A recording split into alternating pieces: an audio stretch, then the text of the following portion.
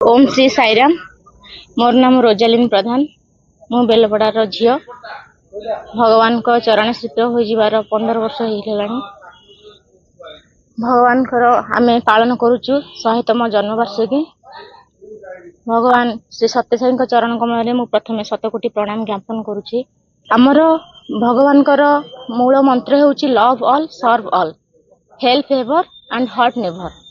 तो समस्त सेवा करवा, समस्त भीतर ईश्वर को दर्शन करवा, केबे कहा हृदय रे कष्ट न देवा, एटा ही भगवान वार्ता, जोटा कि आमे माने भगवान को वार्ता को बहन करी तांको चरण स्थित होई सेटा को पालन करिया चेष्टा करूछु एवं समाज रे सेटा को केमती प्रचलित करिवो, समस्त केमती सेई बात रे प्रचलित होंतु, सेति पय आमे सर्वदा चेष्टित रहिवो। भगवान एति के हमको आशीर्वाद प्रदान करंतु। आज श्री श्री सत्य साई बाबांकर 100 जन्मोत्सव आज ये पालित होती। गोटे विश्व शांति महायज्ञ आयोजन कराइला। मो ग्रामर जड़े शुभाकांक्षी एवं सत्य साई भक्त प्रदीप कुमार साहू को तत्वावधान मु भी सहयोग करी। आम समस्त सहयोग ये यज्ञटी 112 जन ब्राह्मण, मुख्य यज्ञ कुंड रे 5 जन, 108 जन अन्य 107टी कुंड, टोटाल 108टी कुंड रे यज्ञ प्रतिपादित होईछि। श्री श्री सत्य साई बाबांकर गोटे बाणी थिला लव ऑल सर्व, मानव सेवा माधव सेवा।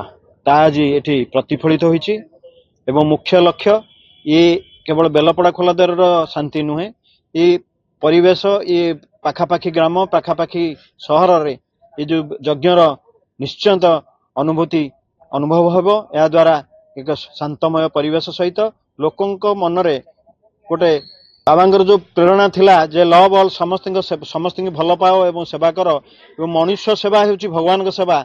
सही सेवा रे समस्त अनुप्राणित होबा को आज आमे गोटे आह्वान देउछु। ता द्वारा जे सक्षम, जो माने अक्षम अच्छे से सहयोग करंतु। टंकाटे रोजगार 10 पैसा अन्य मानक पई सहयोग करंतु। 10 टंका जदि अछि ता टंकाटे करंतु।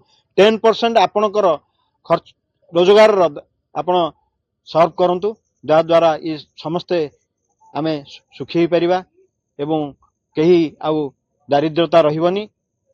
सरकारंकर प्रकल्प से सब को आशा न रखी आमे निजे निजे मध्य जदि बांटी हेबा एवं समस्त प्रति सहयोगर कामना रहिबो, ताले आगु को बहुत प्रतिपादित हेबो। तेणु आमे मध्य गोटे ए वर्ष गोटे प्रतिश्रुतिबद्ध होइछु जे जनवरी 9 डेट आमे टेंटेटिवली रखिछु। गोटे सत्य साई बाबा मंदिर ए गाम रे आमे शुभ देबु एवं ताहाकू 6 मास भीतर मध्य कंप्लीट करिवु। एवं सेटा मोर जो सान भाई अछंती प्रदीप कुमार साहू आमे मिसी एको करिवु एवं आगु को मध्य गाँव मंगल पई ए परिवेशर मंगल पई जहाँ चेष्टा आम चेष्टा मत करिवु।